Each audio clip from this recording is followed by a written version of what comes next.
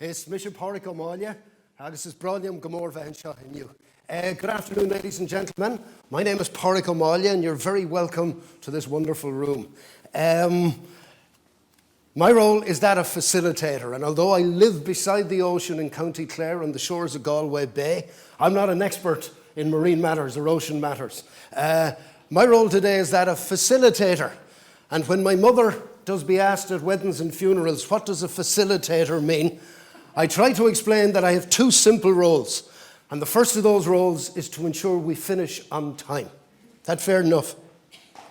Some of you have planes to catch, Dublin Airport, others have trains to catch, and in that respect, we're going to aim to finish by 3:10. Is that fair enough, folks? 90 minutes, and well done for making the effort to show up on time, and we've got 90 really packed minutes to do. So that's my first role, to ensure we finish in and around 3:10. My other role is to ensure that the 60, 70 odd people in this room, the speakers and yourselves included, get an opportunity to contribute to this debate, yeah? Now, you'll appreciate that with 70 or 80 people and with 90 minutes to do this, we've got a little process. And with that in mind, we see three components to this afternoon session. Immediately now, we've got 6 speakers with at least 5 experts, and Richard Cronin's going to set the scene. And they're going to speak for about 30 odd minutes, so it is. We would love you to listen carefully. All of these are involved intimately with the ocean, and we'd love you to listen to that. The second component of the show is about you. We're going to induce a bit of controlled chaos, and we're going to split you up into little groups of about 7 or 8 people. And we're going to ask you 3 simple questions.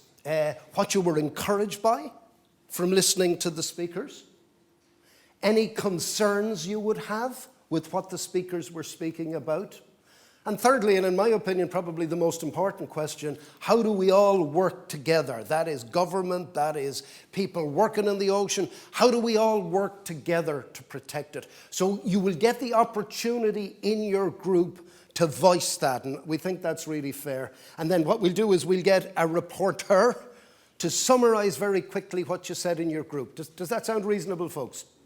And then you might say, as I was saying to one of the guys this morning, we have 3 halves. We have our final third, where the speakers are going to listen to what you spoke about, and they'll make a considered response. Okay. With that in mind, it's a great pleasure for me to welcome Richard Cronin. Richard is the Principal Advisor with the Marine Department Water Division. Richard.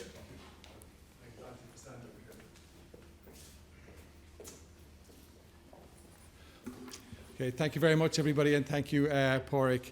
I think it was really telling that Pádraig said we have 5 experts and me. Okay, so all the people on my team are much smarter than me, and that's the smartest thing I've ever done, is to hire people who are better than me. So before I start, I'm going to try and speak for 2 minutes max, and I've got 3 slides to show you.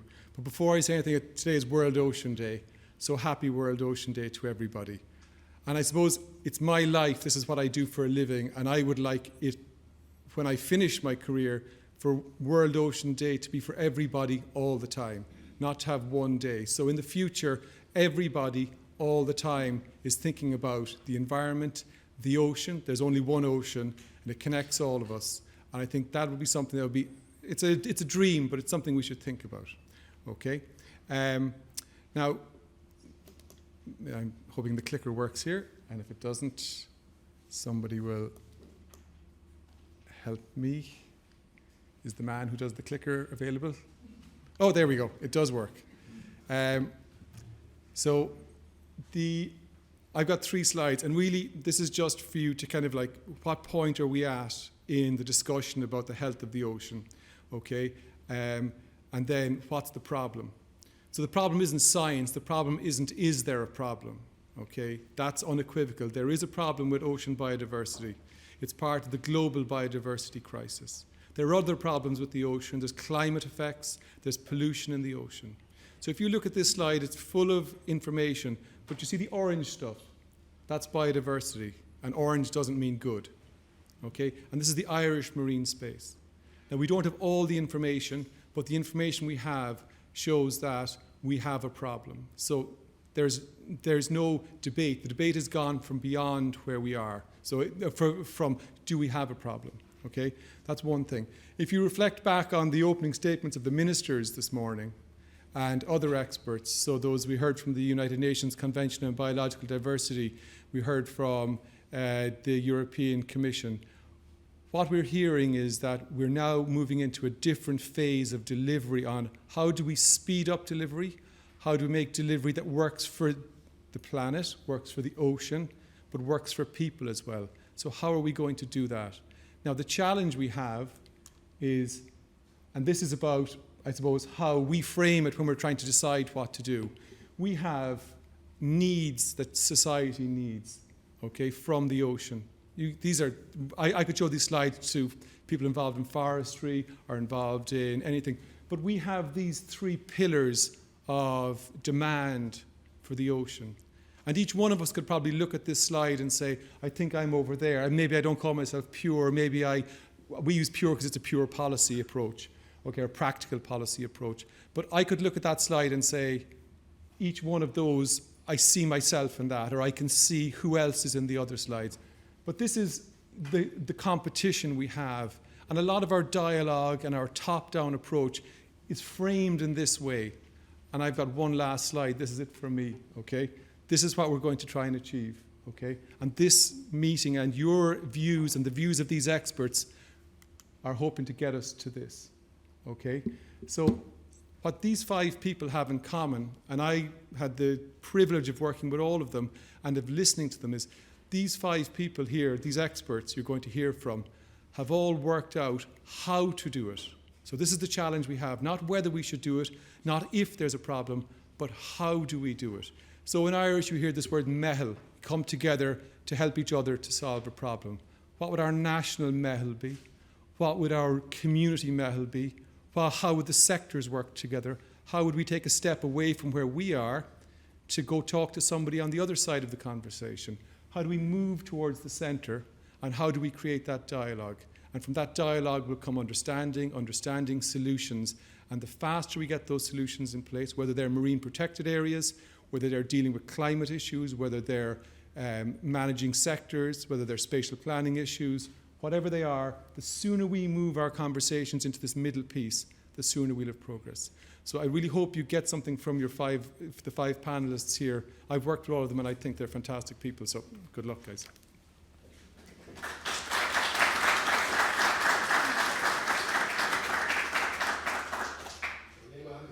Thank you very much, Richard. Richard said they all share certain things in common. They're all experts in the area. They all share another thing in common that they didn't realise today.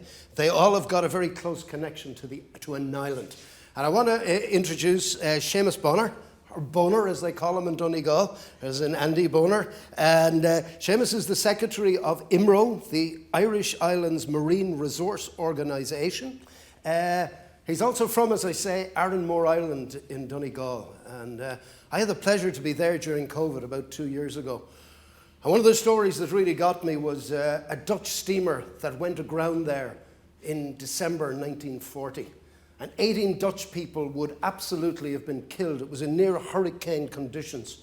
And the lifeboat head asked 8 local people would they go out on what was almost a suicide mission to try to recover the 18 Dutch people. And all 8 of the people said, I'll go.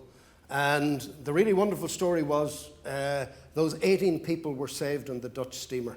And I think it absolutely talks very directly to what we're about today, which is protecting our ocean. Great pleasure to introduce Seamus Bonner.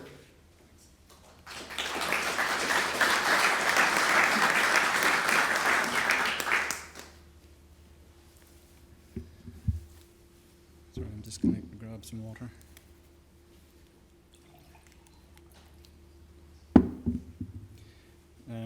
Thanks very much, everybody, and it's great to be here just to talk a wee bit about the islands and working together to see what we can do to maybe solve some of the challenges that are ahead.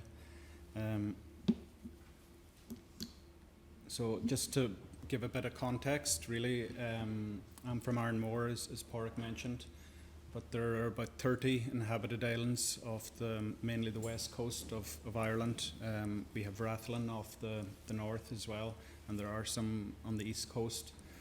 The population's around 2,700 islanders in total, so the communities are very small, tightly knit communities all around the coast. Counties Donegal, Mayo, Galway and Cork have offshore islands.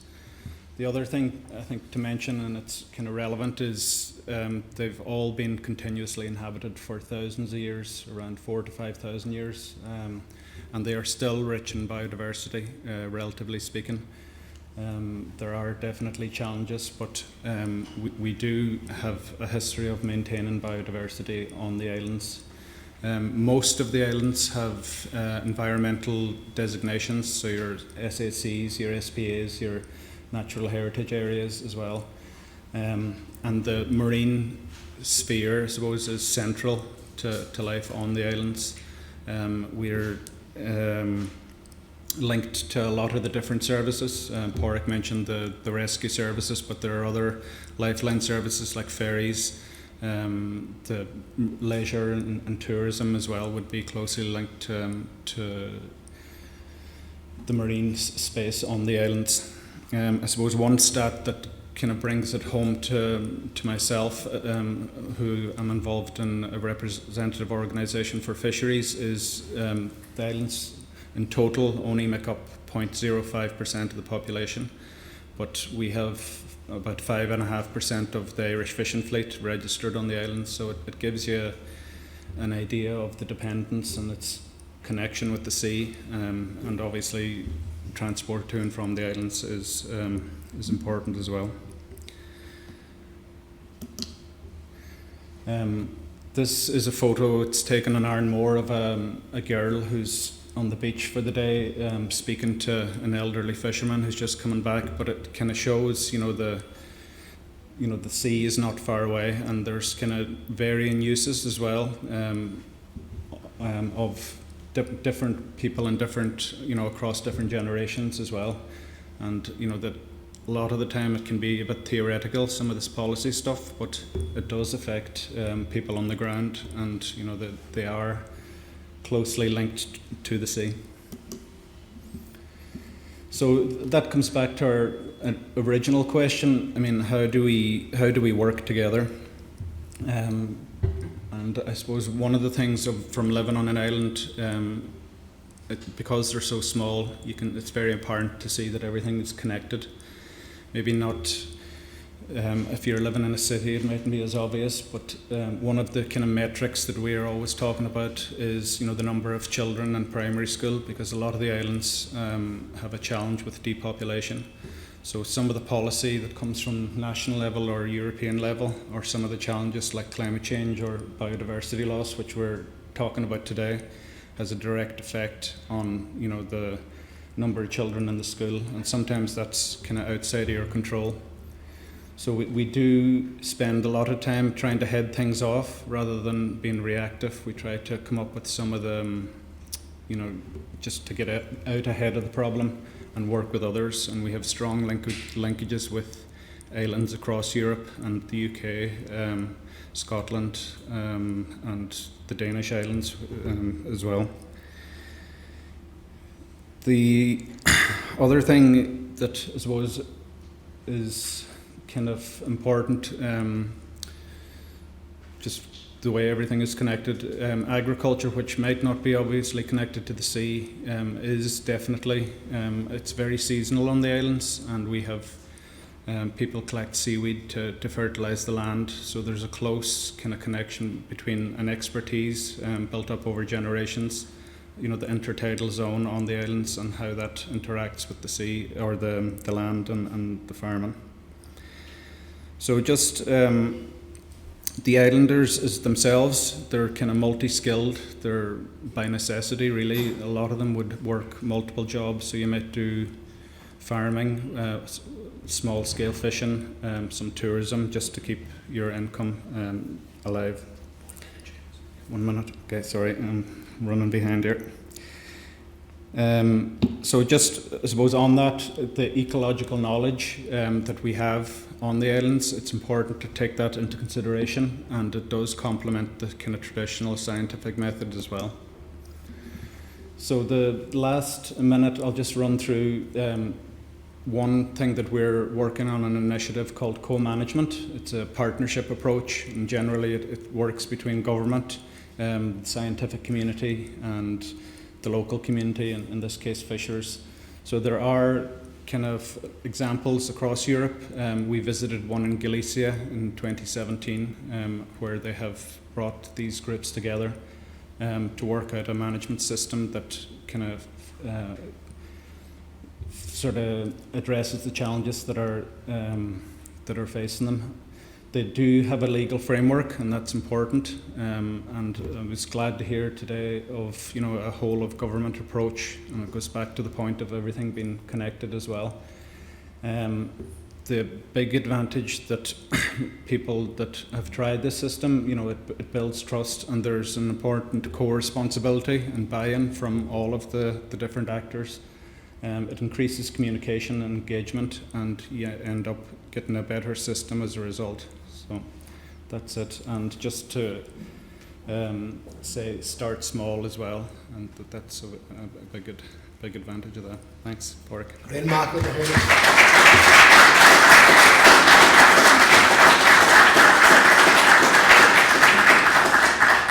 Just to remind you, your job is to take notes and listen, and you'll get your opportunity to feedback later. I would also like to welcome our online community who are looking in online, and you too will get the opportunity to give some feedback, and Oliver will take some notes on that for us later on.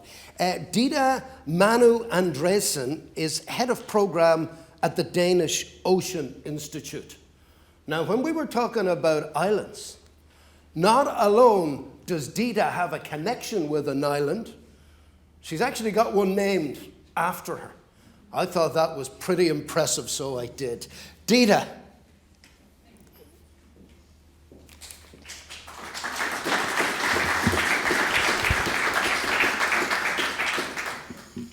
Thank you very much, and maybe I should just elaborate a little bit on that, because my name, Mandøe, means island in Danish. So my family is from an island, and that's where our name comes from. So I'm invited here to speak about how we do in the Danish Ocean Institute, and I'm very honored about that.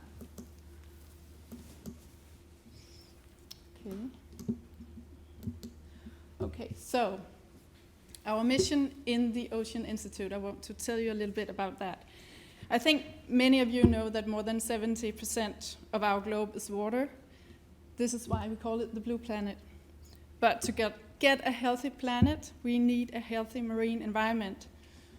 But to get the planet in shape, we need to strengthen the dialogue to protect the sea and how we use it sustainably. So therefore, the Ocean Institute was founded last year by a Danish foundation called the Velux Foundation. Maybe you know Velux from the windows in your roof at home. So we are 100% funded by this foundation. And we are the first think tank in the Nordic countries dealing with marine environment and marine biodiversity. So we're very excited about that, actually. Our job is to analyze challenges and, based on knowledge, dialogue, and collaboration, come up with solutions. And our work is centered about 3 so-called mega challenges for the marine environment, and that is recovery of marine biodiversity and climate, use of the seas, and marine pollution. And we approach all topics interdisciplinary and cross-sectoral to fully understand and describe the challenges and to find professionally sound and creative solutions. And Denmark and Ireland has a lot of in common, actually. International collaboration and knowledge are important when dealing with the marine environment. And our 2 countries are both relatively small. We have a large sea area, and anywhere in our 2 countries, you're close to the sea. We have many islands. We have a population around 5 to 6 million, both of our countries. And then also agriculture is important culturally and historically. So Actually, in Denmark, no one has further than 50 kilometers to the coast. So we can easily walk or cycle to the beach. Maybe we cycle a bit more than you do, but and we are a large maritime and fishing nation. And then our shallow waters are home for millions of breeding birds. But even though we are physically close to the sea in Denmark, the marine biodiversity crisis is still something we really haven't dealt with appropriately. So the mission of the Ocean Institute is to bring people together to transform the way we use the seas. And we have a diverse array of members. Even though we were only founded last year, we have already lots of members, and that is, for example, scientific institutions, nature conservation and outdoor associations, and then also businesses. Actually, most of our members are businesses. For example, fisheries and agriculture organizations, restaurants and organizations for food and production, shipping organizations, renewable energy organization, and also companies, infrastructure companies. We have a lot of bridges and ports in Denmark, so some of these companies, and then consulting companies. So we engage closely with all our members when we analyze a specific topic and propose solutions, because we think it's important to get everybody to the table. And we are expanding our membership all the time. So if I come next year, if you have a biodiversity conference, this slide may look quite different. And then, as I said, our mission is to bring people together. So we aim at being the focal point in Denmark for dialogue about a healthy ocean and sustainable use of the ocean. But we also say that we are not the only solution, we are part of the solution. So we engage businesses, NGOs, and political decision makers, and bring our relevant scientific and practical knowledge to the table. Because, as you said, people on the ground have a lot of really important knowledge that are important to take into account also, not just the scientific knowledge. And then we create this common space for dialogue across the traditional views and statements, and we actually experience that most businesses want to make the necessary transformation, and they want to be part of the solution. And we facilitate that our members and stakeholders reach a common understanding, and then our aim is to bring this common understanding and our scientific knowledge to the solution table. My last slide is this one. I want to just give you an example of what we have been working with and how we work. Last year, the Danish government proposed a maritime spatial plan and new marine protected areas, but they had not involved stakeholders or the other parties in the parliament, so they got a lot of criticism about this marine spatial plan. So we analyzed the maritime spatial plan and brought our members to discuss it, and after several meetings and phone calls and emails, we succeeded to propose our recommendations. And it says here in Danish, recommendations for an ecosystem-based maritime spatial plan with a stronger focus on nature protection. And actually the politicians have been very interested in our recommendations because they are ambitious and balanced, but also supported by both businesses and NGOs. Next, we will look at renewable energy and fisheries and come up with recommendations. So that's it for me. Thank you very much. Thank you.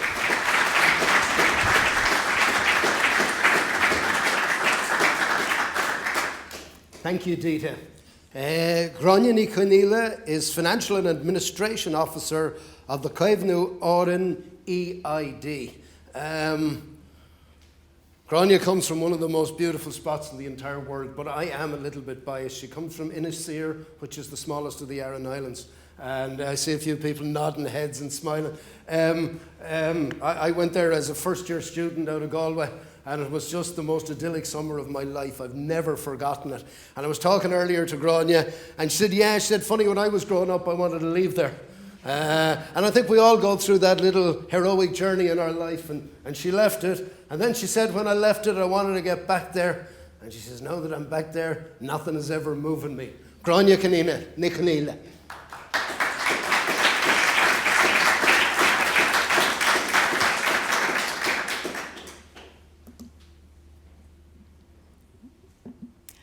Okay, so as Pádraig explained there, I'm from Inisheer. Just in case, I'm just giving you a bit of context here of where we are. We're on the west coast of Ireland, in case anyone doesn't know where we are. And I'm on the smallest one, Inisheer, of the 3 Arann Islands. And this is just to give you the overview. I think a lot of people, anyone who's visited Inisheer or the Arann Islands, you have this idyllic image in your head of what the islands are like. And you wouldn't be wrong in thinking that. But I suppose from a context of today's reason why we're here, and it's where issues, I think the islanders and the local community, if you go back about 10, 15 years ago, they kind of saw there was threats to biodiversity on the islands. And this is kind of where we were going towards. So it was a shift, there was a shift away from our beautiful fields and full of flora and fauna. And basically what was happening was other industries, obviously, as even Seamus was saying earlier, they say the farming community and the farmers on the islands, they can't live just off farming. The income is too low. The farms are tiny. You're talking about farms that have maybe 2-3 cows in a herd. You might have 10 fields. You might have 10 hectares on the farm. And basically the farmers got together and they said, you know, there are issues. How are we going to overcome these challenges? Because our biodiversity is going to be reduced as a result. So I work on, well, it was basically the Arann Life project I worked on first. So back in, I think it was 2013, and Patrick McGurn, he's their current project manager, he went and with the farmers and spoke and found out what the issues were and how to overcome those issues. So he went away then and he went to the Department of, I think it was Culture, Heritage and the Gaeltacht at the time. Their names change nearly every year. So it was the Department of Culture, I think, at the time, and secured funding. It was basically, if you haven't heard of the LIFE programme before, it was because we were working in priority habitats, we secured funding of 75% from the EU and 25% then was from our different co-funders. And you'll see some of them here. So, like, it came from the farmers first, like they identified the issues, and then we went and said, how are we going to fix this? So we went, we secured funding, and now we have, further from the Arann Life project, we worked closely with, originally it was 67 farmers on the ground, and basically we have farmer clinics, we work one-to-one with the farmers, and we do an individual farm plan with each farmer. So they identify the issues they have on their farm, and then we work with all of the farmers. And then we moved on. The LIFE funding obviously came to an end in 2018, so we looked into the EIP fund, which is given out by the Department of Agriculture. And then we managed to secure funding for the Caomhnu Arann project, which is what I'm working on at the minute. And you'll see our logo there, if you were listening to Andy this morning. It's based on this idea of a bunch cart generic na nul. And so basically, I suppose it's gone back to the idea of, yeah, you need funding, you need resources, but you need people on the ground. And you need these people all working together. And the reason I think it worked so well is because instead of having your inspectors coming from the department, or having, your man was here last week and you don't know who they are, we brought them out, and we'd have our steering group meetings and our operational group meetings on the ground in the field, and the farmers were able to speak to them on the ground, you know, and it works better, like, and they built up relationships, and 8 years on, we're still in contact with these experts in all these different authorities. And I suppose it's gone back to even what Seamus said earlier, think small. You can start small, but think big. And basically we've gone from working with 67 farmers, we're now working with 120 farmers on the 3 Arann Islands, and next year we're going into and these cooperation projects that have developed from the EIP projects, and we've inputted into the framework and into the policy that has been made. So we're going to be working now with the Burn programme. So we've extended we started small, but we've extended out to the larger community. So I'll just finish up. I think one of the other key important things with why this worked is we work very closely with the schools. And I think no matter, everyone understands the importance of biodiversity, but at the same time, I think it's important to sow that seed at a very young age. And once you get children thinking at a very young age from NENRA, from primary school, secondary school, the importance, and once they realise the importance of biodiversity, I think you can use that across whether it's to do with the marine or whatever industry it is. When you're building the plan, I think it's important to include the kids as well. So, and just as I said there, I'll finish up, it's our Chongaile of Arann Ditte. So I think the only reason it works is if everybody works together and everyone's on the same level. Okay, Grainne Magi.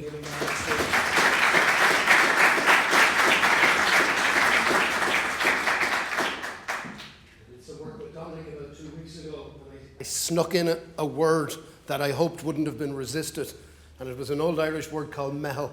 And the concept of the mehel was a group of people coming together, focused on a specific objective. And Dominic is talking about it ever since. And I was so happy to see in Grainne's presentation, it wasn't mentioned as a mehel, but to see people on the ground coming up with the problem and then coming up with solutions. Taenketanken, absolutely wonderful. Thank you very much, Grainne. Dominic Pattinson is the Executive Secretary of the OSPAR Commission. His role is to support OSPAR 16 contracting parties to help protect and conserve the marine environment of the Northeast Atlantic. And when I was doing my little bit of research, I had identified that there was an island connection with the first three speakers. And I went to Richard and I said, what's the island connection with Dominic? And Richard said, no, there isn't any. And I said, hang on, we're none of us too far away from an island. And Dominic was a little bit late in here today. He flew in early this morning and he was getting over here. And I nailed him. And I says, we need an island connection. And he said, no problem. He says, our family have a home on an island called Ile d'Oléron on the west coast of France. Am I right in that, Dominic? Yes. Dominic Pattinson, ladies and gentlemen.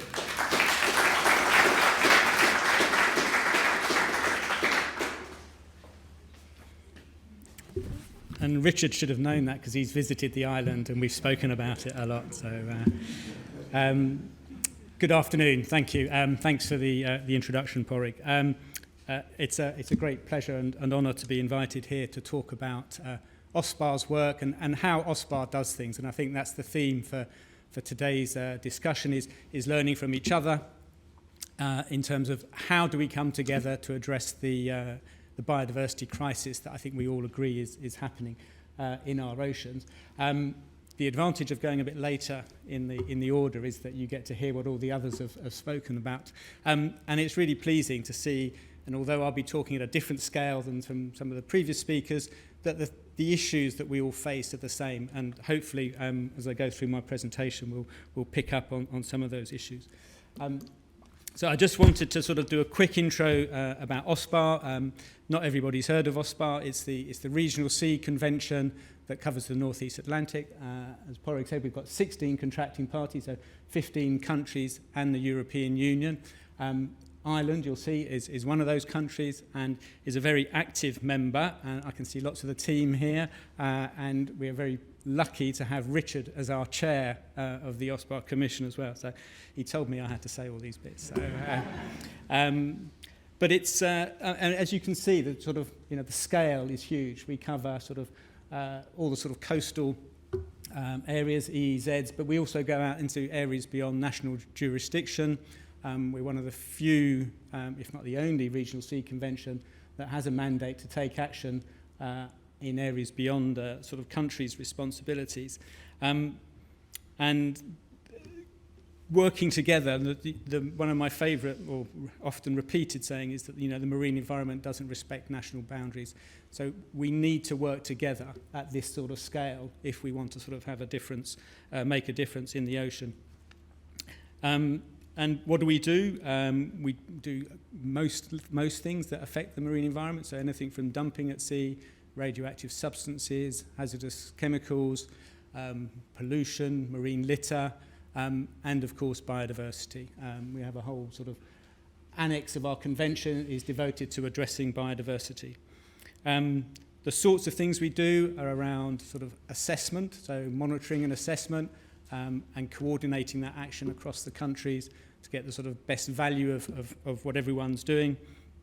But we also take actions as well, measures, some of which can be legally binding on our contracting parties, but often we just have recommendations where the contracting parties are then expected to sort of implement those actions at a national level and collectively. I think that's one of the sort of real benefits of OSPAR's work. So how do we work? And again, as I said, I think a lot of this is common to what the sort of previous speakers have said. Our work is evidence-based. We are currently in the process of developing what we call our quality status report for 2023. This is sort of once in a decade sort of comprehensive assessment of the state of the marine environment of the North East Atlantic. It sort of covers the last sort of 10, because of COVID, a bit more years. And it brings together all of the evidence that we've collated over that period into a sort of, a statement of, how is the North East Atlantic doing at the moment. And the importance of that is that it then provides us with the evidence that we need to take action. So the evidence that we see from those assessments will then inform what the contracting parties need to do, and we'll review our current strategy on the outcomes of that status assessment. We have a diverse range of contracting parties. You'll have seen that from that list, there's different socio-economic backgrounds, different political sort of situations. We have some countries with very large sea areas. We have some countries with very small sea areas. But all of them, I would say, with a strong interest in ocean issues, and some of them having a very strong sort of interest in from a sort of national economic point of view, with a lot of their income being generated from marine resources and industries. But because of that diversity, compromise and collaboration is essential if we want to agree actions going forward. So it's really important that OSPAR provides that forum for those countries to come together, to share their perspectives, and to work out what we can do going forward. And then finally, on this slide, we don't work in isolation. OSPAR has a number of observer organisations, from ENGOs, from industry representative bodies, and also with other competent authorities, which is basically language around sort of other organisations that are responsible, say, for shipping, for fishing, for everything. So we work with those partners in deciding how to go forward. So just a quick case study, so that it's not just all sort of words. This one's just an example on whales.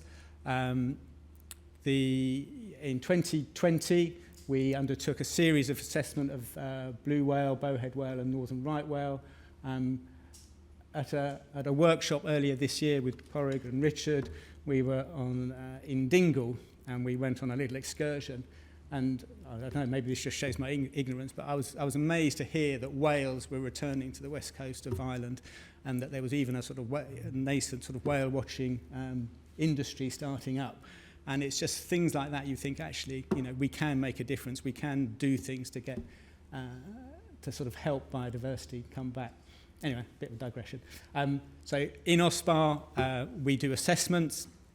So we've assessed these 3 species. As part of that assessment, we look at how they're doing, but also at the pressures and human activities that are impacting on their status. Based on that, we then take that, and with the contracting parties and with sort of experts, we come together and we decide on the actions that might be needed to improve their status and to address those human activities. And then, depending on those actions, we either sort of work together collaboratively and sort of establish collective OSPAR actions supplemented often by national actions. But then also, as I mentioned earlier, we work with other competent bodies. So in this case, maybe with the International Maritime Organisation or with sort of regional fisheries management organisations who have the competence to deal with the issues that we're looking to address. So, as I say, just a real-life example of what we're doing. And we don't just look after whales. We've got a long list of threatened and declining species and habitats. And for each of those, we do the same approach. We do a status assessment, we look at what needs doing, and then we try and do it. So finally, my last slide is around lessons learned. So when I was thinking about what to say in this session, I was sort of reflecting back on some of the experiences. I've been doing this job for 2 years, but before that I was working for the UK's Department of Environment. And I think this isn't rocket science, you know, these are common themes that come up over and over again. I think the first one I wanted to mention was scale doesn't matter. So whether you're designating a sort of 600,000 square kilometre MPA in areas beyond national jurisdiction, which is what OSPAR did last year, agreed at its ministerial meeting, or whether you're agreeing sort of measures to, you know, protect ground nesting birds on a small island, the approach that you take, to my mind, doesn't matter. You need to sort of have shared evidence, you need to have faith in that evidence, you need to make that evidence available to all parties, it needs to be robust and sort of stand up to scrutiny. You need to build trust and communication with the people that you're working with. We found in the past in OSPAR that just telling people what to do doesn't work. You need to work with them, and you need to understand other people's perspectives to build that trust and communication. Those are sort of key elements, I think, of any sort of conversation that you need to have if you're looking to address the sorts of issues that we're talking about today and addressing biodiversity loss.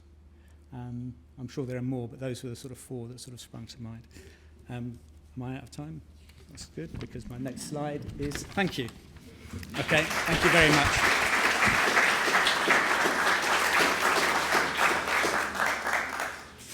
Thank you very much, Dominic.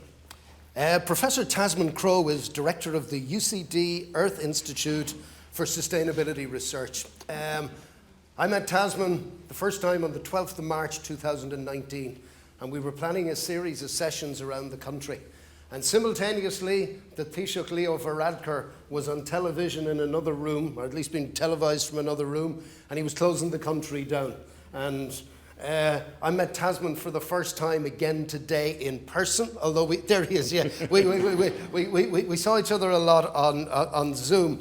And, you know, once again I went to Richard and I said, give me an island connection. You know, we got 3 people with strong connections, and Richard said, there is no island connection.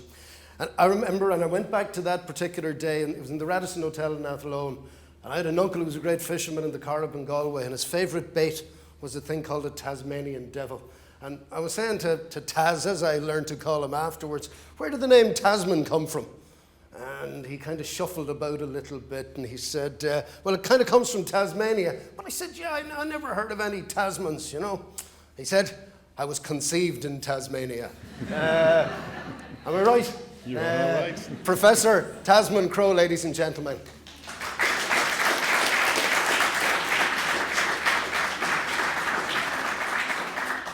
Thanks very much indeed, Porrick, for that Brooklyn Beckham introduction. So the process that I want to talk about is the process that we went through to try and help inform the expansion of Ireland's Marine Protected Area Network. And as Porrick said, Porrick himself has been involved in that process, as was Richard and his colleague Oliver O'Keiler. So the starting point of the story is, of course, the rich diversity of marine species and habitats in Ireland, which are wonderful in their own right and also underpin important and productive ecosystems. Indeed, that marine environment is really central to the culture and society and economy in Ireland. And our interactions with it, though, as we all know, can also damage it, impairing its capacity to support our own well-being and that of future generations as well. So, as such, we're all agreed, I think, that we need to be taking some steps, some measures to try to keep those interactions sustainable for the long term. And so the process I wanted to flag in this brief talk is the process of consultation and engagement that we undertook to try to make sure that those measures would be fully informed both by the kind of the evidence and expertise that was available in sort of academic and state institutions, but also the concerns and views of those who depend on and have an interest in the sea. Because sustainability demands not just environmental considerations, but also economic and societal perspectives as well. And also conservation measures really work best when there's broad engagement, rather than that kind of top-down imposition, which we've already heard. So, as such, the then Minister of Housing, Planning and Local Government commissioned an advisory group in 2019 to provide an informed set of recommendations for the expansion of Ireland's network. And I was lucky to be asked to chair that group, which comprised 20 fantastic experts mainly from within Ireland with a broad range of relevant expertise. And we worked together for nearly a year, fairly intensively actually, to work on our report, and our brief explicitly included consultation. There was no scope for a full public consultation as part of this particular process, because this first step was primarily intended to be expert-led and to develop a sort of initially an internal-facing report. But instead, the idea was to engage with representatives of all the major sectors, interests, government departments and state agencies around the marine environment, over 100 people in all. And as Porrick said, we had started the process of planning 3 kind of large meetings, workshops around the country to explore that input, but then COVID forced a rethink. And we thunk pretty hard about that rethink, and I think we came up with probably, in the end, what's proved to be even a more effective process in many ways. So, and in consultation with Porrick, we appreciated that online focus groups were most effective if the group was less than 10 individuals. So rather than have a small number of very large gatherings, we ended up with many more, much smaller gatherings. We decided that those groups should be mixed. Rather than dealing with one sector or perspective at a time, we wanted to make sure that at each meeting there would be a diversity of voices with no single entrenched perspective or view, which was definitely beneficial. Porrick's involvement as a neutral facilitator was really central to the way things worked, and this has been kind of touched on already this afternoon. So he engaged everyone in a friendly, easy way that made people comfortable to express their views, and as a neutral party, that made a big difference as well. And he also helped to ensure that everyone was respectful to each other, even if they were disagreeing about a topic. There was always an atmosphere of respect. So we all understood that. We worked hard to make sure that atmosphere was maintained throughout. And at the end, I think there was a real sense that there had been a meaningful exchange of views, that people had been listened to genuinely and their views taken on board. And so through that process, we did learn a great deal about the views that everybody shared, but also about the important points of difference, and that was very important as well. So, for example, everyone agreed, we were amazed at the level of kind of immediate agreement on the need for healthy seas and oceans, and that MPAs were an important tool in achieving that. And of course, people had more varied views about exactly the nature and functioning of those MPAs, and through that there was a lot of really interesting, thoughtful input there. So we were able to summarize that with professional consultants who specialize in capturing all of this kind of information and finding their way through it, and in this kind of flow diagram, but we also presented the diversity of views in much more detail. So we didn't try and say, well, we'll try and boil this down to something that everyone can stand over. We made sure that everybody's views were represented in the report as well. And so stakeholder engagement and effective communication were considered critically important to the process, and there was also an often wished for stated wish that the expansion of the network should be done properly rather than quickly, that there should be a proper framework, proper participation and proper implementation, though with pressure also, of course, to take some steps much more urgently that could be taken with clear agreement. And so also the other kind of thing that was pretty much a unifying theme was the sense that people wanted there to be a level of enforcement to make things fair for everybody. Okay, so that was, rather than kind of a few people being able to get away and scotch the system, people wanted to feel that there was some strength there behind the system. So in the final formulation of recommendations, we proposed a system that has stakeholder engagement throughout the planning and implementation of the network and of individual MPAs, and that phrase co-management was used repeatedly in the report as well. And there has since been an extensive public consultation by the department, which was also designed very carefully and thoughtfully, with a genuine push to get as many people as possible to engage in that process. There was a very substantial response to that. It didn't quite hit the 3,000 target, but we were not too far off. And that, with overwhelming support for the idea that there should be marine protected areas, so there's a mandate to carry that further forward, and a lot of ideas about how we should be doing that. So this kind of engagement takes time and it takes money.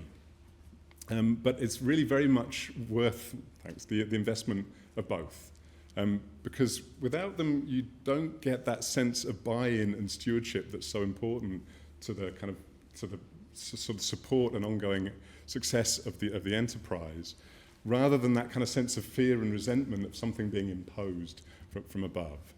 So my understanding on the back of all of this is that the legislation is now in development, and it's drawing heavily on both of the documents that are there. And to paraphrase one of our consultees, I do hope that we can continue to move forward towards an effective network of MPAs that we can all feel engaged with and feel proud of. That was the sentiment that was expressed. So I share that.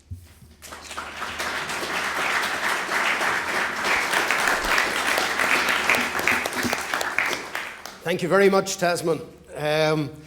Traditionally at meetings like this, it's very often one way, where the presenters, and well done, I sit through a lot of presentations, and I don't know about you, but the use of PowerPoint was really delicately done. It was done quickly and succinctly. But very often it's one way. We decided to challenge the status quo and provide an opportunity for you to give feedback. Now, we also know from meetings like this that some people are more comfortable in a smaller group rather than in a bigger group of 70 or 80. So what we'd love to do for the next 15, 20 minutes is a little bit of organised chaos. We'd like to put you into, where's Sorcha gone on me? How many groups are we looking at, Sorcha? Sorcha's my mathematician at the back. 6, I think. Yeah, we're going to have 6 groups of about 10 people. Does that sound okay, folks? Now, one of the issues that we hadn't acknowledged in Dublin Castle was that the 5 chairs that you're sitting are stuck together. So we're going to ask you, you know, if I go back to Grainne, if they'd seen a problem like this in Innisfree, they'd have just bamboozled through this problem.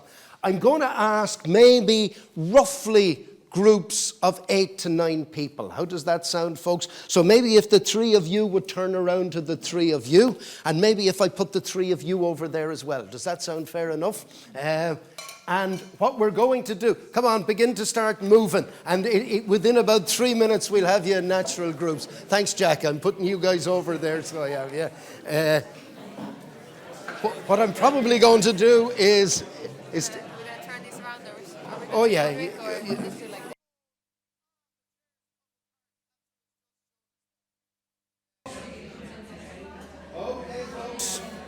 Folks, you can actually stay where you are, and I have a little bit of hush. The great danger of taking a big group of people out like this is to get hush. I'm going to begin at the end with Danny. Danny, and Danny, I'm going to ask you to keep it to about a minute. Is that okay? And Danny, a little bit of hush for Danny. Now, just folks, a little bit about the process. In fairness, this is a live show, and we're involving 60, 70, 80 people. In fairness, notes have been taken, and I've seen the level of detail all of our Taz goes to actually capture this stuff. So the notes will be taken. The experts are going to listen to this, and they will respond very quickly. So I'm going to begin with Danny at the back. Danny. Yeah, so I'll just give you a quick overview and sum it up with the notes as I said will be given, and I think I'll try and gather everybody's views as much as possible, so hopefully it's going to be. So the co-management and cooperative approaches are encouraging, Starting small but thinking big was important in communities. In terms of OSPAR, and like the scale of communities, you know, it's international communities versus local communities. That was good to see. MPAs with legislation and that will teach, that can be implemented and will work. And large-scale OSPAR work for mobile species was seen as important and encouraging that work.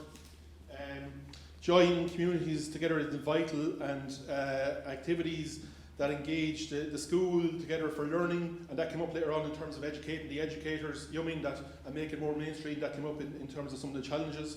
Legislation that's informed by consultation was good to see in terms of what Tasman was talking about, and and linked to the Danish approach in terms of bringing people together, and good that the area or the areas outside national jurisdiction were looked at. Then in terms of some of the challenges, big challenges to find, to get the organisations together and find a trusted arbiter like yourself is important. Conflicting sectors or businesses that may conflict with each other and how to deal with that. The one example of that was where Wales were coming back to the West Coast, but make sure businesses respect nature and how to balance nature and tourism, that rules may be needed. I talked about education. Capacity is always an ongoing problem. Scale is a big challenge, and also the unknowns at different scales, and how to finalise MPAs and to balance the different sectors and representations between different groups. And then the third question, the first thing someone said was a tricky one. So legislation can sometimes make people work, you know what I mean, like gets them going. Also compliance is needed, so it's not just legislation, but you also need, I think, a big stick, someone said it, but also those implementing legislation and understanding and transparency is important. People who don't understand it can't be implemented. So transparency is really important. It came back then in terms of also that there's overarching bodies above governments that local groups and communities can go to if they have issues at national level. A bottom approach is needed while keeping an eye on the bigger picture. And then we go on in the last part then into data collection and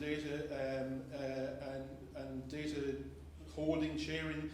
Open data is good practice, but also just collecting data together is important for building trust. I think that's what I got from it. Decision making needs to be driven by data and evidence. Data is important and is open and available to all to build trust. So that was kind of where we came from. Johnny, I want to salute you. You had no time to prepare that. No. He did that without preparation. That was fantastic. Robert, yeah. And Robert Wills was rapidly copying, so he was, some of the issues here. It's going to be a hard act to follow. I'm going to only read out a couple of points from our discussion. I've captured them in my notes, which hopefully I'll be able to decipher later and feedback. What our group found was encouraging was the cooperative approach that has been mentioned, and the elements of trust and bringing in the different scales of community together. On the challenges side, scale is seen as a big challenge. The issues of scale, both how do you bring local communities' issues up to a wider scale, and how do those wider scale issues actually address issues in the local communities. Also the challenges was how do we better bring in the business community and that type of stakeholder. It was felt that they weren't necessarily fully represented so far. On the how we could work better together question, changes in technology, the lessons we've learned over discussing things together over COVID is certainly something we need to build on. It allows much greater representation. You can get more people involved in meetings that they wouldn't normally be able to travel to. And finally, the scale thing came in again on how we can better work together, is using different approaches to make sure that all stakeholders are represented equally, using perhaps a natural capital approach, and also building on concrete examples to clearly explain to people what different measures are having. Robert, that was excellently and succinctly summarised. Thank you very, very much. Conor? And if I can keep it at 60 seconds, Conal, yeah, thank you. All right, well, we had a terrific group here, and I feel we were only getting started and could have gone all day. But anyway, what we were encouraged by, well, one of the things that encouraged the group was the language of the conference so far, and that we are not suggesting that we are not at the beginning, but actually we're on the way, that some stuff is actually being achieved. We're not just starting out, so we're on the road to actually achieving some change. The people said that it's great that there's partnership is, sorry, excuse me, I'm finding my own handwriting hard to read. That the partnership seems to have been very successful, and there's a great sense of people working together and stakeholder involvement. And that even though there are people who might have very different priorities working on this, their overall goals are the same. Another thing that was seen as encouraging is that there are ambitious targets being set, but they are also achievable. And there's also a sense of a good consideration of facilitating consultation, that it's more collaborative than just consultation for the sake of it. And the process is, there's investment in time and money in this collaboration, and there's much better practice. Would that be fair to say? It takes time, yeah. Concerns, one of the biggest concerns I expressed straight away was that maybe the change is too incremental, that we need to be more transformative, and that we need to be maybe doing bigger things faster, and maybe we're just arranging the deck chairs on the Titanic. Just in response to some of the presentations, there was a concern that maybe with some of the bigger organisations that only certain voices are being heard. Is it possible that, for example, only industry is being heard at OSPAR or at the EU or what have you? There was a concern that we are possibly other stakeholders include state agencies and government departments who have their own interests, and it's very important that they're brought along as well as stakeholders and brought into the process and involved in it. There was a suggestion that the National Biodiversity Action Plan seems to be quite rushed, that it's been introduced quite early and we're at quite an advanced stage. And then the challenge of achieving, the necessity of achieving consensus at large international forums like OSPAR and so on. And then, what should we do? Well, we definitely need to continue bringing people along, especially those who might find the process challenging. So maybe certain stakeholder interests who might be concerned about what's to come, and make sure that they're involved and brought along. Continue to do that.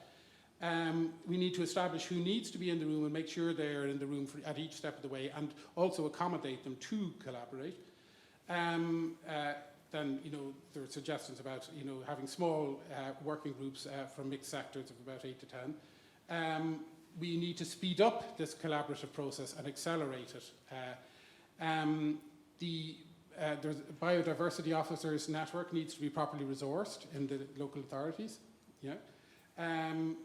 We shouldn't be just, we should be trying lots of different things. We should be piloting different projects, seeing what works. So going out there and just attempting measures to improve things. Involve the youth as much as possible and other sectors such as community tourism, etc. And look at what worked internationally elsewhere for examples of best practice. Thank you. Thank you very much, Conal. Thank you very much. Tim can't wait to get in here, so he can. I'll keep it brief. So the three main points, people were encouraged by the local engagement and the bottom-up approaches and the links between bottom-up and really high-level regional agreements. Challenges, the main challenge were seen as finite funding, like limited project funding for individual projects, and no clear action, and a lack of current protection for marine protected areas. Another challenge identified was the ability to identify and to hire qualified people. And finally, what were the better ways of working together. People seem to agree that more public consultation, participation and engagement, co-design, early engagement in the marine protected area process, and to avoid jargon and to use clearer language and communications. Okay, thank you very much, Tim. Catherine, followed by Sorcha.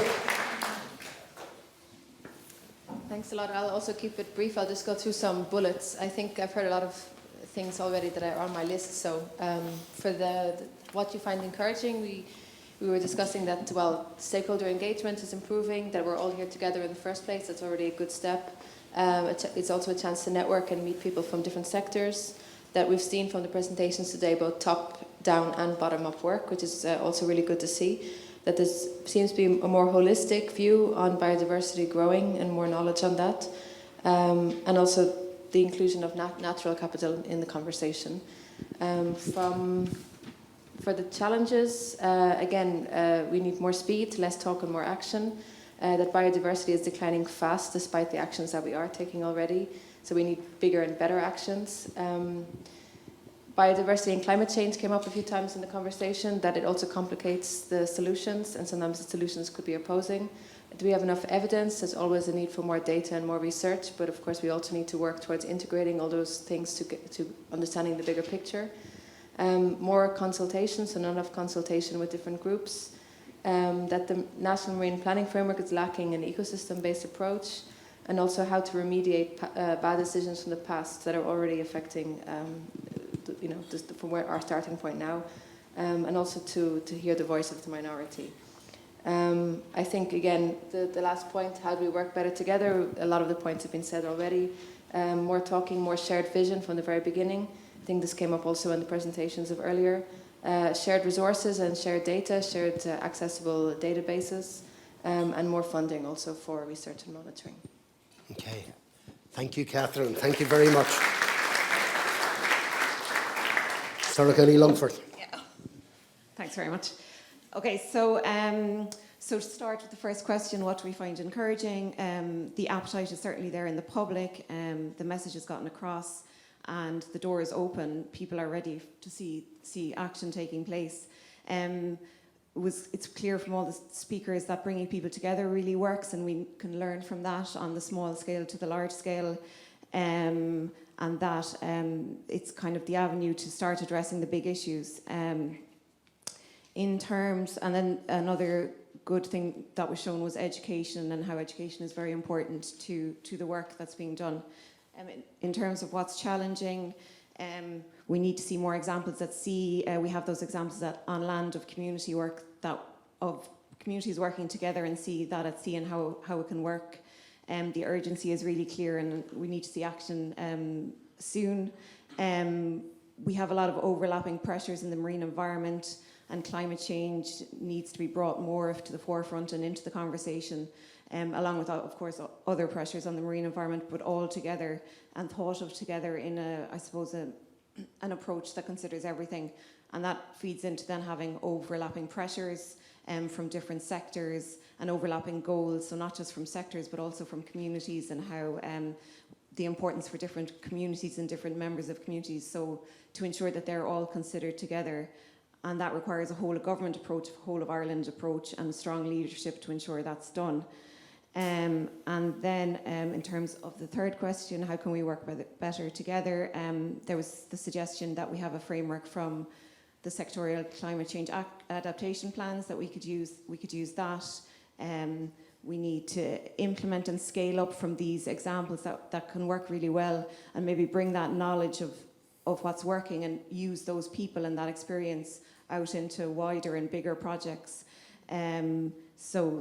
Starting small and working up. We need to avoid conflict and make sure that, again, it's all of us working together, and ensuring that we have the right people in the right place and the right, knowledge and expertise to get the job done.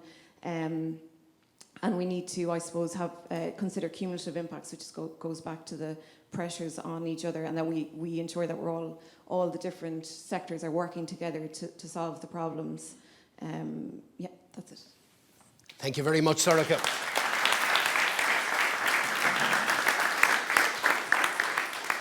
Two things before I go back to the experts. Number one, thank you sincerely. Even though there were smaller groups, you were still in groups of 8 to 10, and God knows that can be intimidating enough. We were listening to the energy and the activity, and it was absolutely fabulous, and that was really, really great to hear.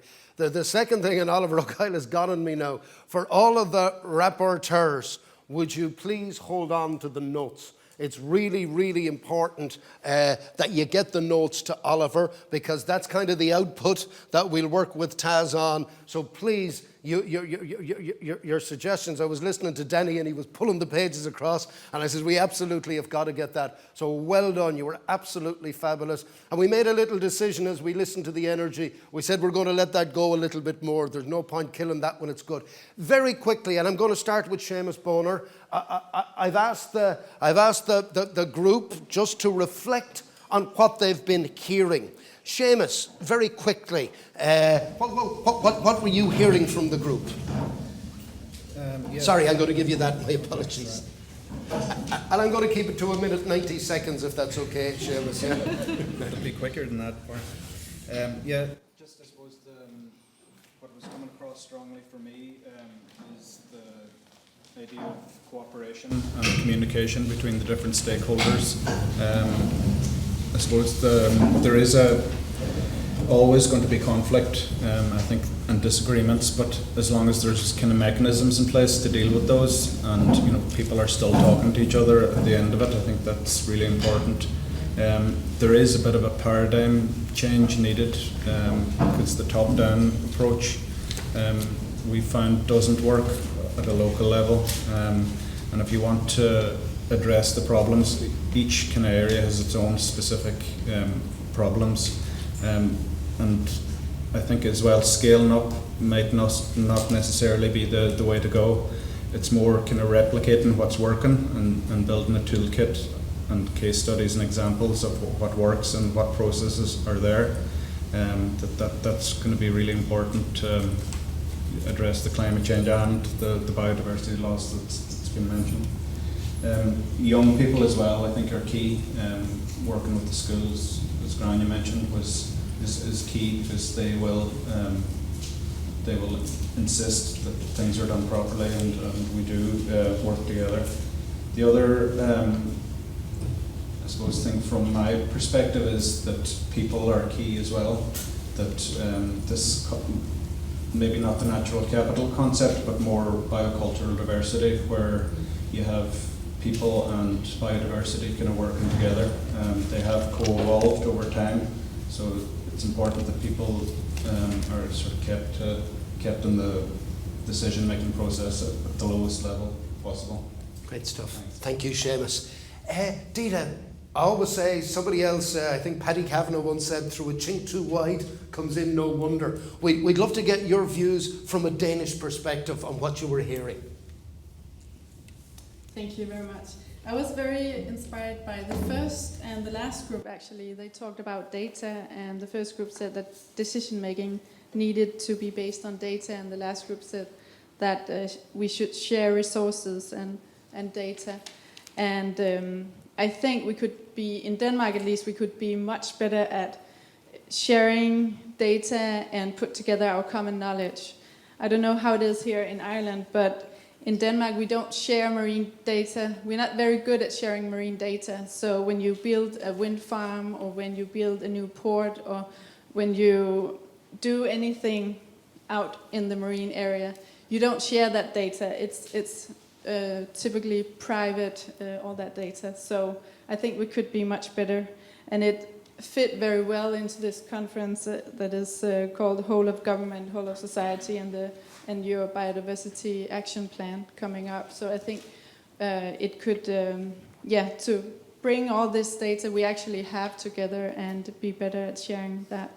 I think at least in Denmark we could be much better, and I suppose you have some of the same problems here. So, yeah. Okay, Ditte, thank you very, very much. Grainne, you're well used to working with smaller groups, identifying problems and coming up with solutions. Were there any particular problems, or were there any particular ideas that you would have gleaned from the earlier groups? I guess I think one of the main challenges that was coming across from all the groups is scaling up, and we're given examples of how it works on a small scale, and I can see where you're going. How do you make this work on a larger scale? I think you have to go back to what Seamus was saying with the local level and a bottoms-up approach.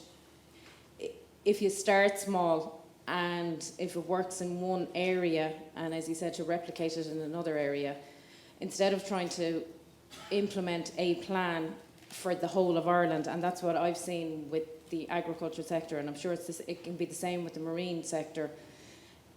It's extremely diverse. Agriculture in County Meath is totally different to agriculture on the Aran Islands or up in Aranmore or anywhere else in the country. So you can't apply the exact same plan for the whole country. Like the basic principle of what you're trying to achieve, yes, we're trying to encourage biodiversity. That's the basic principle at the start of it, but you have to do it at a local level. It works. And it works having the input then from the experts in whatever department it is, if it's the Department of Marine or if it's in UCD or if it's in whatever local authority. You have to work together, and I think that's the only way it's ever going to work. And again, going back to the schools, I think it's really, really important.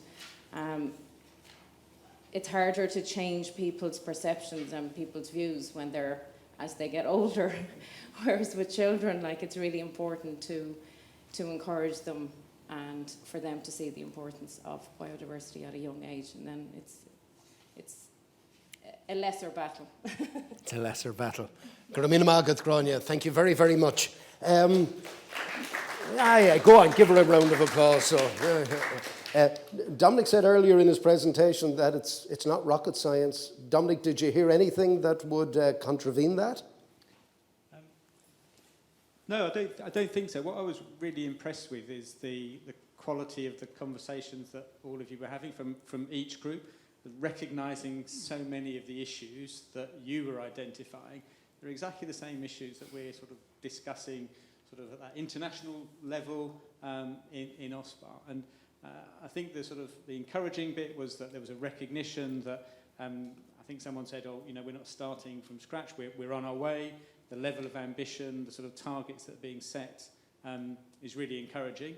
I think that the challenge is around sharing data and making it open to all and accessible to all. And just a plug for OSPAR is that all our data is open to everyone, so everyone can go in and look at it. And then just reflecting on Seamus's and Grainne's comments about the bottom-up approach, which I completely sort of agree with. To actually make these things work, it has to be done at a local level. That's where people really understand the issues. But I think from the sort of above that, it's helpful to have that framing, to have the legislation in place, to provide the incentive to get sort of people working on these things, and then it sort of sets the context for that local action where people can really get together and actually address the issues that are actually happening on the ground. So my overriding comment is it's really good feedback from everyone. I'm sure Richard's team will really appreciate it going forward. Thank you very much. Thank you very much. I tracked Dominic over about a 2 to 3 day conference in Dingle, as he was saying earlier on, and the level of detail the man takes in his notes is incredible. And I was watching him as you were actually speaking, and at least the rapporteurs were. It's all in that book of his, so I hope it goes back safely with you. Taz, I'm just wondering that this was the idea we almost talked about, but we did it online. What did you hear from the respective groups today? Thanks very much. Yeah, so I think there's been a lot already picked up, and I was amazed at the level of detail that emerged in that short space of time. So it was great to hear that endorsement of that kind of more participatory approach, the need for co-management and engagement, including the youth. It was good to hear that picked up and singled out at the end there as well. The need for trust I heard repeatedly as well, and the need to build that and earn that being really an essential part of the process. I think it's a very fragile thing. It's quite easily broken, so we always have to be respectful of that. Dominic's already mentioned, one of the things I found interesting, and I do find interesting, is that interplay between bottom-up and top-down, and that came up in the stakeholder consultations the MPA, a lot of people felt that, you can't, as the leadership, you can't abrogate responsibility and say, well, it's all down to you guys, this isn't really for us. So I think there has to be some backstop there that says, no, there is some force behind the agreements that you're reaching as a discursive group. So and I think that's interesting. And the other kind of point of interest for me is a few people made comments about consensus and the challenge of reaching it and whether we always can, and maybe we can't always, and maybe sometimes we have to recognise that it's okay to agree to disagree, and that some people are going to walk away from the conversation perhaps not happy that they got what they want. But I think there's evidence that suggests that if people feel that there was a fair process, they're better able to accept the outcome, even if it's not exactly what they were hoping to get from it themselves.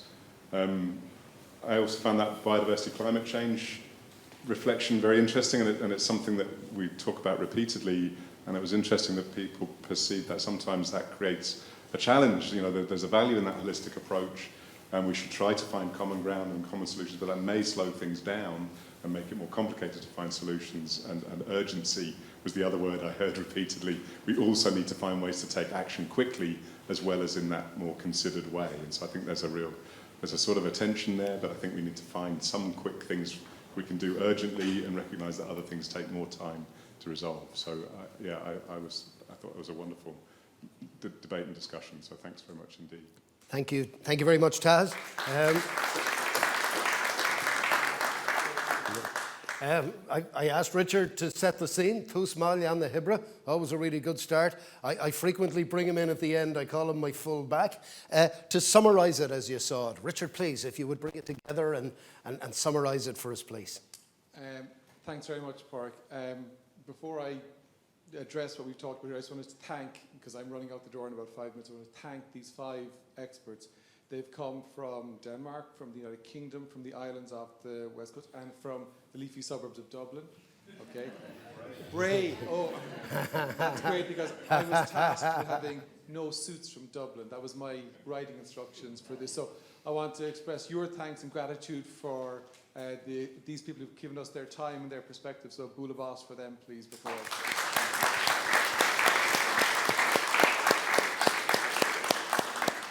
Now, I just want to go back maybe to what I said at the start, and it's something that all of us know but we don't say, which is, if the way we were doing it was working, we wouldn't have a biodiversity crisis.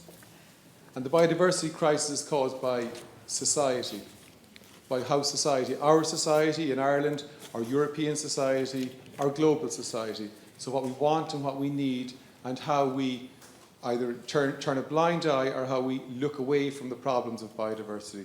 And we see it in the oceans as well as on land.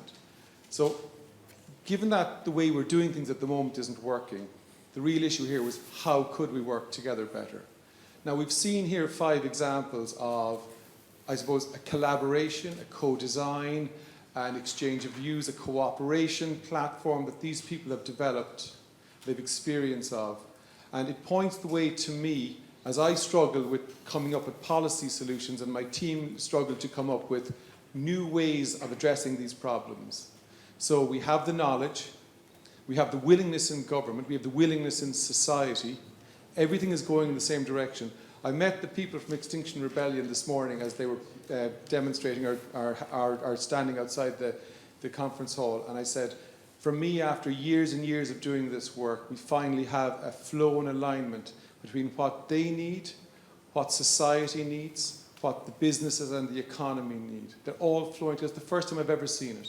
I think we should seize that opportunity. Now, for us to do that, it's going to involve us all, if you looked at my last slide, stepping away from where we're comfortable. So if you're comfortable in your position, the trick is going to be, I think, for all of us, for those in government, those in sectors, those who represent different communities and parts of society, is how do you learn to understand the other perspective? It doesn't mean you have to agree, okay? It doesn't mean you have to abandon your understanding of the situation. But in that piece on understanding, you'll eventually develop trust. From trust will come collaboration, and from collaboration will come solutions. Now, the sooner we start that process, the better it will be. In our work on marine protected areas, as an example, we see the science piece as being easy to do. the designation piece as being easy. I even would go as far as to say I can see how the management piece would work. The collaboration piece and the design at the start, that's the piece that I lie awake in bed at night wondering how to do that properly.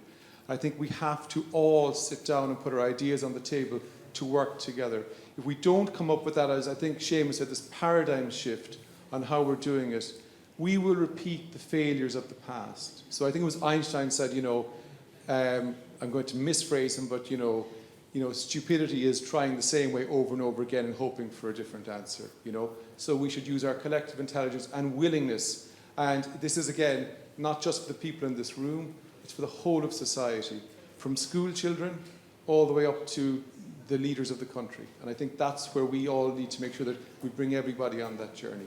So that the Ireland we hand on to generations in the future is better than the one we received. But thank you very much for your participation. I sat up here and I said, can you see the energy in this room? So the amount, I think we could have let you talk until 5 o'clock and then it kicked you out because I don't think you'd even started the conversation. So thank you very much for your enthusiasm and commitment. And also my last thing is thank you to Pádraig. Okay? Thanks, Richard.